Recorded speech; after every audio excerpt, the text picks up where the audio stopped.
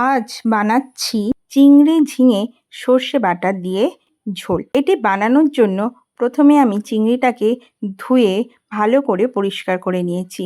তারপর ওর মধ্যে নুন, হলুদ, লঙ্কার গুঁড়ো দিয়ে মাখিয়ে নিয়েছি। এরপর কড়াইতে সর্ষের তেল গরম করে চিংড়ি মাছগুলো দিয়ে হালকা হাতে ভালো করে দু পিঠ ভেজে নিয়েছি।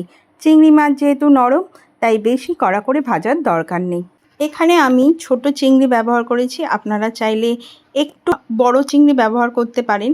তবে ছোট চিংড়ি ব্যবহার করলে এর আলাদাই একটা স্বাদ এনে দেয় রান্নায়। চিংড়ি মাছগুলো একটু লাল হয়ে যেতেই ভেজে তুলে নিয়েছি।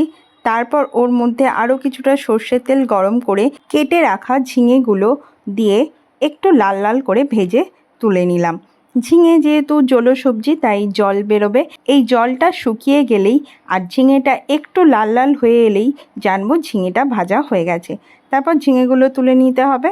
এবার ওই কড়াইয়ের মধ্যে আরও কিছুটা সর্ষের তেল গরম করে তাতে পেঁয়াজ কুচি ও জিরে ফোড়ন দিয়ে পেঁয়াজটা একটু লাল লাল করে ভেজে নিতে হবে। এরপর ওর মধ্যে কেটে রাখা আলু, ভেজে রাখা ঝিঙে দিয়ে কিছুক্ষণ নাড়িয়ে চাড়িয়ে একে একে হলুদ গুঁড়ো, লঙ্কার গুঁড়ো, নুন দিয়ে ভালো করে মিশিয়ে নিতে হবে।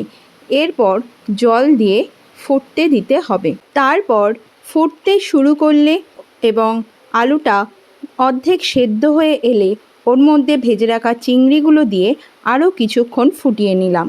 আলুটা পুরোপুরি সেদ্ধ হয়ে গেলে এবং একটু গ্রেভিটা ঘন হয়ে এলে ওর মধ্যে কালো সর্ষে বাটা ও অল্প দুটো বাতাসা দিয়ে আরও কিছুক্ষণ ফুটিয়ে নিলাম।